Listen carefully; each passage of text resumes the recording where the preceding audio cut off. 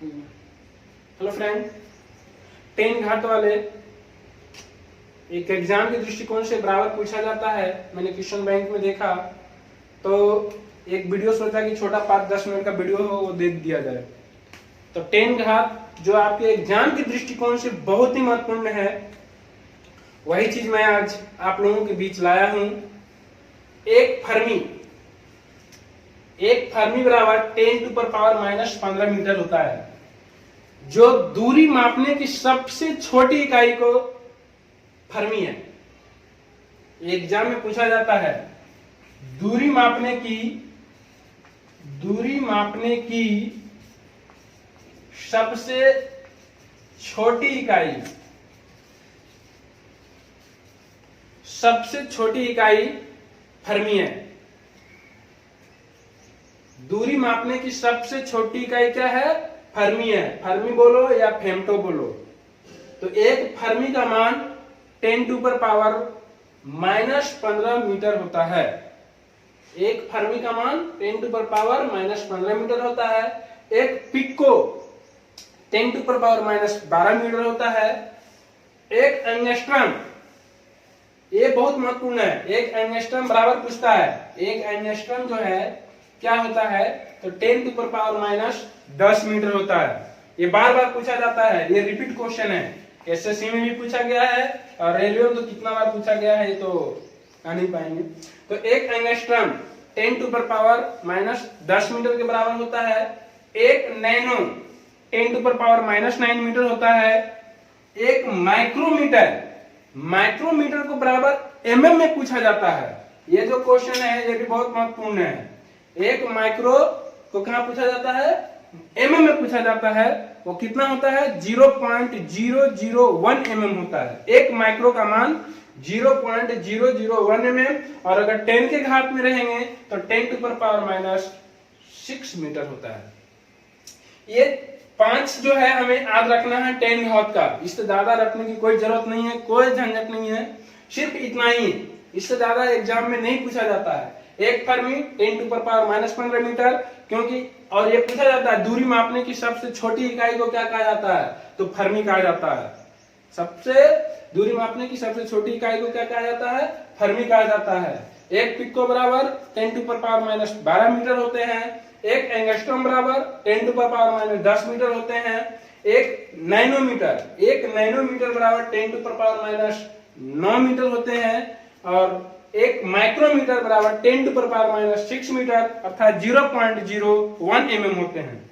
अब आइए एक खगोलीय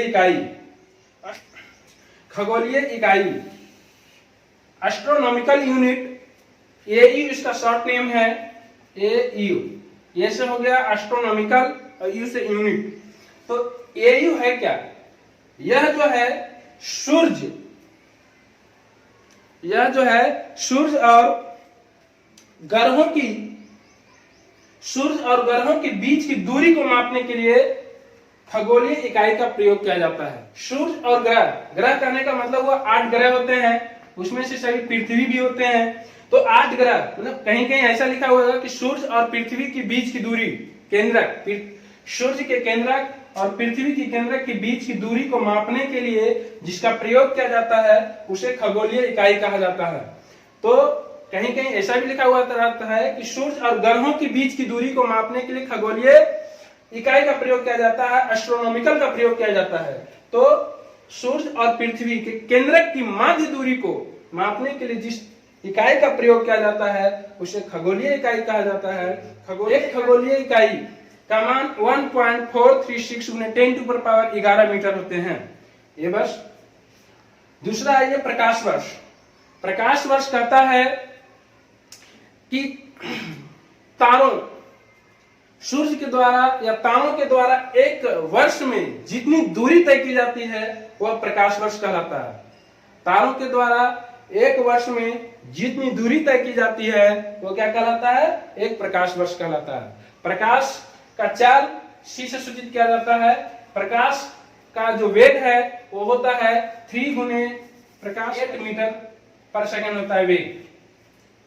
निर्वात में प्रकाश का वेग 3 × 10⁸ मीटर पर सेकंड होता है। तो हम बोल रहे हैं क्या? एक वर्ष में जितनी दूरी तय करती है, तो एक वर्ष में कितना दिन होते हैं? 365 दिन। कितना महीना? 12 महीना। 12 महीना में कितने घंटे? 24 घंटे। उसके कितने 24 घंटे हो गए, उसको सेकेंड में कन्वर्ट करेंगे तो 60 मिनट होगा। इस तरह से ये पूरे गुना करने के बाद हमें इसका फॉर्मूला 9.467 गुने 10 टू द पावर 15 मीटर की प्राप्ति होती है।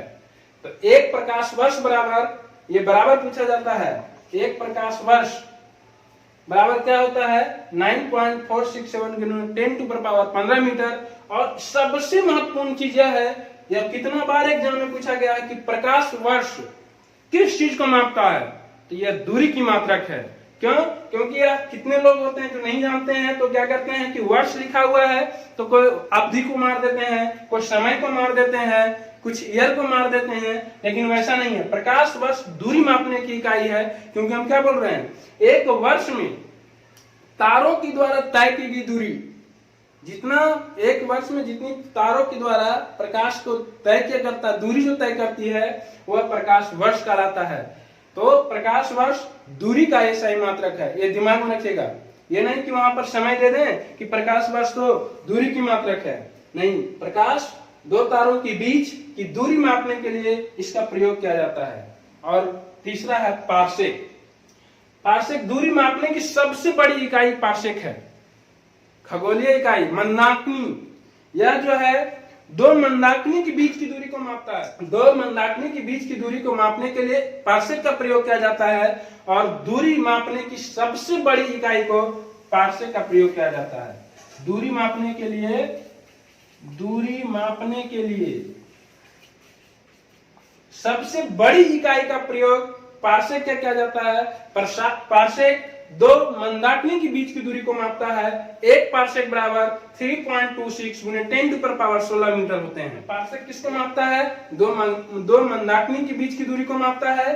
प्रकाश वर्ष किसको मापते हैं? दो तारों के बीच की दूरी एक वर्ष में कितनी है होती है, उसकी माप करते हैं। प्रकाश वर्ष दूरी का मात्रक है, ये दिमाग में रखिएगा।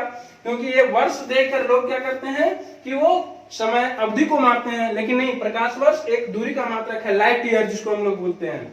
तो एक प्रकाश वर्ष बराबर 9.46 गुने 10 टू द पावर 15 मीटर होते हैं।